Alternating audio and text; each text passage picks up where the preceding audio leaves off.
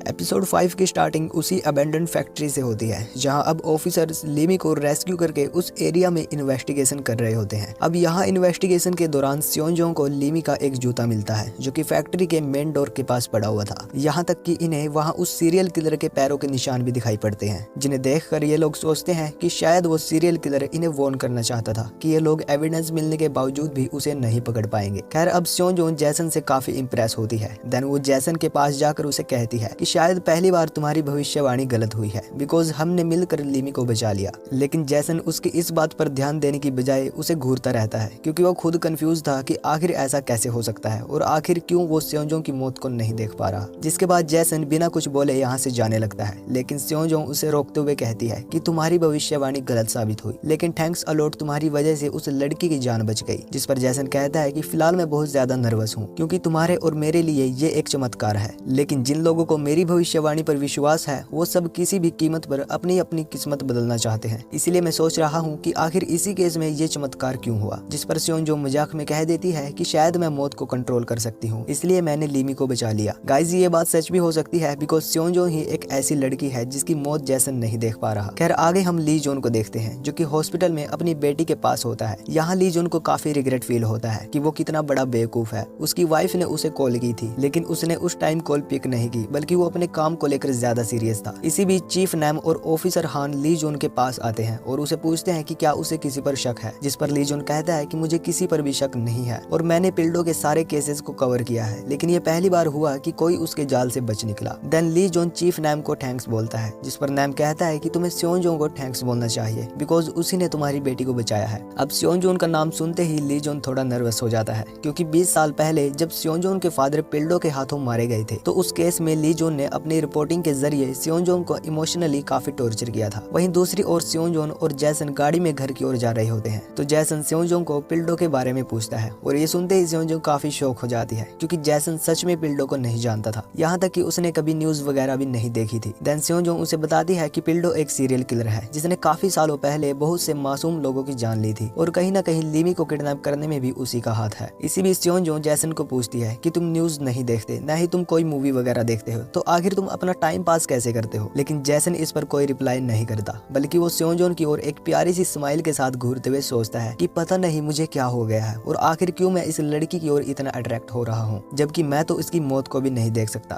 तो गाइस सीधे शब्दों में कहे तो जैसन को स्योंजोंग से प्यार होने लगा था। खैर आगे स्योंजोंग जैसन को उसके घर ड्रॉप कर देती है और साथ ही साथ वो उसे साथ में काम करने का ऑफर भी देती है बिकॉज स्योंजोंग को लगता है कि वो दोनों मिलकर लिमी जैसे सिमिलर केसेस को आसानी से हैंडल कर पाएंगे और इन्हें रीजन भी पता चल जाएगा कि लिमी जिंदा कैसे बच गई और आखिर इस बार जैसन की भविष्यवाणी गलत क्यों हुई। देन जैसन उसे कह देता है कि मैं इस बारे में सोचकर बताऊंगा और फिर वो घर आकर स्योंजोंग को मिस करने लगता है। अगले दिन ली जोन स्योंजोंग से मिलने आता है और उसे थैंक्स बोलता है। अब यहाँ ली जोन स्योंजोंग को एक मीना नाम की लड़की की फोटो दिखाता है जो कि एक हॉस्पिटल में मौजूद थी। दरअसल इस लड़की को भी पिल्डो ने 20 साल पहले किडनैप किया था, लेकिन जब मीना को किसी तरह बचाकर हॉस्पिटलाइज किया गया था तो ली जोन ने इस लड़की के बारे में चोरी चुपके न्यूज़पेपर में आर्टिकल छाप दिए थे, जिस कारण पिल्डो को मीना की लोकेशन का पता चल गया और उसने हॉस्पिटल में ही आकर मीना को मार दिया था। साथ ही साथ ली जोन स्योंजोंग को ये भी बताता है कि मीना का केस भी इस केस की तरह सिमिलर था बिकॉज मीना भी लिमी की तरह अपनी मॉम के लिए बर्थडे केक ले जा रही थी जिसके तुरंत बाद ही उसे किडनैप कर लिया गया था। अब ये सुनकर स्योंजोंग शॉक हो जाती है एंड ये एपिसोड यहीं पर खत्म हो जाता है। तो गाइज नेक्स्ट एपिसोड जल्द ही आएगा, इसलिए चैनल को सब्सक्राइब करके बेल आइकन को प्रेस कर लेना।